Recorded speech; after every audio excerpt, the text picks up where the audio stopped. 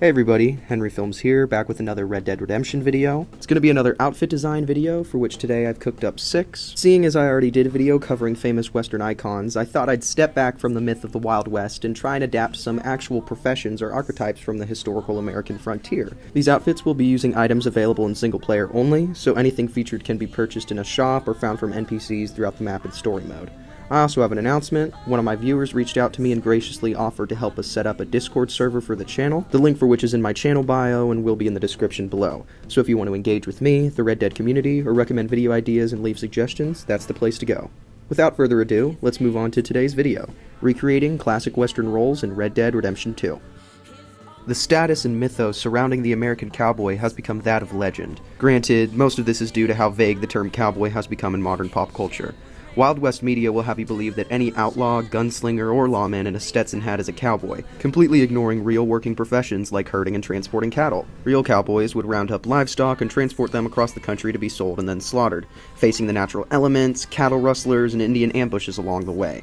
So although a working class and generally low-paying profession, the American cowboy was glorified just as much as the Western landscapes he inhabited. The mystique that came with exploring the open country, paired with the easily recognizable and iconic cowboy style, were the beginnings of the romanticized legacy of cowboys we see today. When I designed my cowboy outfit, I went with something less ornamental and flashy. That to me is more the calling of a Mexican vaquero. I wanted something rugged, practical, and working class. My hat is weathered with a wide brim for protection from the sun, along with John's bright red neckerchief for a touch of classic Hollywood flavor. And no cowboy look would be complete without fringes, chaps, and spurs, all included here. I think this look works pretty well as a nondescript baseline I can then build off of when it comes to creating the other archetypes in this video.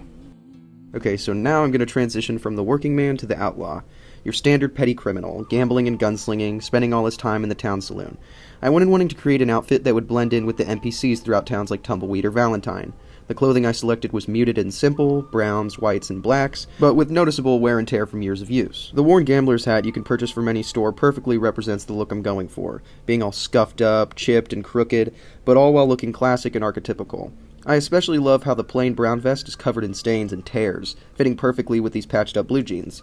This is a shabby and humble outfit, and it places you right amongst the townsfolk. And if you overcome protagonist syndrome and the desire to stand out amongst NPCs, it does wonders for your immersion. And so now that we've covered an outlaw, it really only makes sense to do a lawman.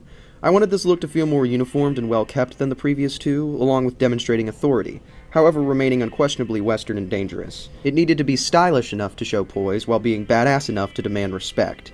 Rarely did lawmen in the Wild West, especially sheriffs and deputies, have a set blue police uniform you might think of today, mostly wearing their own clothing with the extent of their uniform being the badge on their chest. So to separate this outfit from the previous two, I embraced the patterns and ornamentation available to me.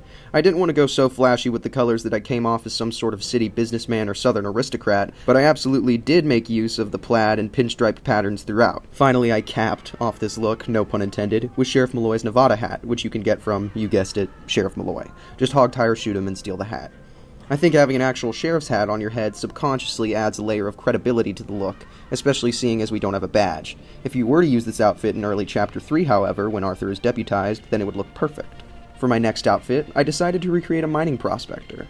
After the discovery of gold in Sutter's Mill, California in 1848, thousands of Americans from every inch of the country packed their things and gathered their families in an effort to head west and strike it rich. This would later be known as the California Gold Rush, leading to one of the most iconic eras in American history along the Oregon Trail. There would be plenty more gold rushes to follow, speeding up westward expansion with railroads and mining boomtowns popping up all over the West. However, our modern pop culture perception of a prospector, as seen in costumes, cartoons, and movies, is more independent than industrious, so I wanted to go for the kooky old loner you tend to think of when thinking of Western prospectors as opposed to some fashionable business tycoon. We'll get to that later. For now, my look is simple and practical. A worn Roanoke hat, faded boots, patched jeans, and a simple overshirt. Also, growing out a longer beard would probably be the cherry on top and really sell the look. If only we could wade pans through creeks and streams throughout the map in search of gold nuggets, or at least had some sort of findable pickaxe melee weapon that I could carry around when dressed like this. Oh well. The look is still super recognizable regardless. On the subject of mining and industry, why not cover the other huge boom in the West? Oil.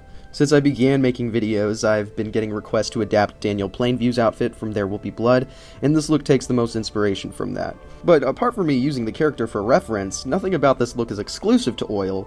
You could use this when role-playing any sort of business tycoon or industrialist in the American West. Being in the epilogue when recording this video, the Cornwall oil fields in the game are abandoned ruins, but I'm sure this outfit would be absolutely fire to explore that location in. But for now, Annesburg is a great substitute. All of the more industrious parts of the map, like Blackwater, Annesburg, and Saint Denis, gel really well with this look, along with riding trains and steamboats. Maybe it's my bias against characters like Plainview or Cornwall, or historical figures like Vanderbilt and Rockefeller, but something about wearing this outfit feels so sinister, a physical representation of the looming cloud of industry encroaching the American frontier.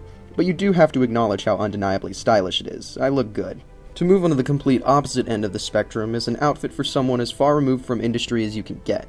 By the events of Red Dead, the age of American mountain men and the peak of the Western fur trade had come and went. But that doesn't change the fact that mountain men are an iconic archetype of the Wild West, and I couldn't put this video out without making one. With the trapper in the game and his crafting, you have plenty of options for animal skin and fur clothing for your outfits, but I tried not to go overboard into the realm of feeling cartoonish. The detail in this outfit is some of my favorite. Just looking at the weathered, bloodied, and torn clothing, you can feel the history emanating from your character, like a man chock full of life stories and near-death experiences. My favorite touches are the furry batwing chaps and the raccoon hat you can steal off the heckler in Smithfields. This outfit is great for spending time in Ambarino, and especially the idealistic Midwestern landscape in the Big Valley region of the map. Tall Trees is fun to trek through too. I could spend hours in this outfit just hunting and fishing and visiting the trapper over and over, living the life of like the veteran Hamish Sinclair and his side missions. That's gonna be all the outfits for today. Thank you so much for watching. I hope you enjoyed the video and got some outfit inspiration. If you haven't already, subscribe down below to see more Red Dead content like this, and always feel free to comment suggestions on what you'd like to see next.